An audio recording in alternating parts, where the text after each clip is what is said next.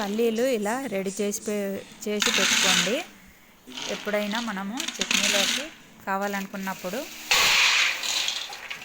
రెడీగా ఉంటే తొందరగా చేసుకోవచ్చు. ఫస్ట్ స్టవ్ ఆన్ చేసుకొని ఇది ఒక గిన్నె పెట్టుకొని దాంట్లో పల్లీలు వేసుకొని ఇలా తిప్పుతూ ఉండాలండి. మొత్తము హైలో పెట్టుకొని స్టవ్ ఇలా స్పీడ్గా తిప్పాలండి. లేకపోతే మెల్లగా తిప్పితే కింద ఉన్నటువంటి శనగలు మాడిపోతాయి. అందుకే స్పీడ్గా ఇలా తిప్పుతూ ఉండాలండి. చూడండి కింద బాగా కాగినాయి. అందుకే ఇలా రౌండ్గా తిప్పుతూ ఉంటే అన్నీ మొత్తం కాలుతాయండి.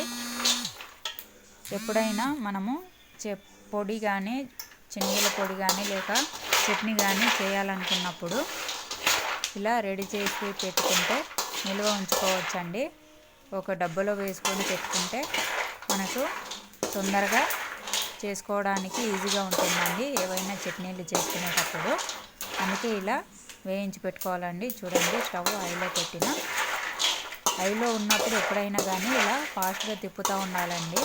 ఎందుకంటే అవి కింద కాలి మాడిపోతాయి కాబట్టి, పైన కాలేవు కాబట్టి ఇలా స్పీడ్గా తిప్పుతూ ఉండాలండి చేసుకుంటూ. చూడండి ఇప్పుడు స్టవ్ ఆఫ్ చేసుకొని ఒక చాటలో తీసుకొని ఇలా చల్లగా అయిన తర్వాత ఇలా మొత్తం పొట్టు తీసుకోవాలండి.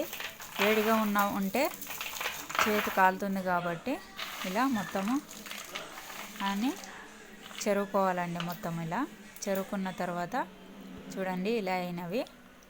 ఇవి ఒక బాక్స్లోకి వేసి పెట్టుకుంటే మనకి ఎప్పుడు కావాలి అంటే అప్పుడు చట్నీలోకి వాడుకోవచ్చండి. నిల్వ పెట్టుకోవచ్చు ఇట్లా పల్లీలని.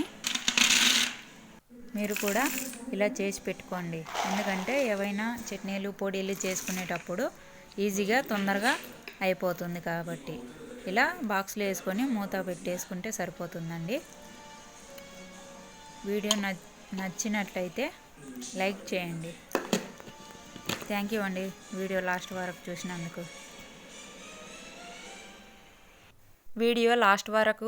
చూసినందుకు. థ్యాంక్స్ అండి. సబ్స్క్రైబ్ చేసుకోండి.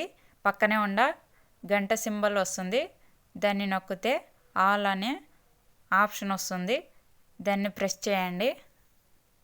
నేను ఏ వీడియో పెట్టినా మీకు నోటిఫికేషన్ రూపంలో అందుతుంది. చూడండి లాస్ట్కి గంట ఇలా ఫుల్గా కనిపిస్తుంది సబ్స్క్రైబ్ అయితే. థ్యాంక్స్ అండి.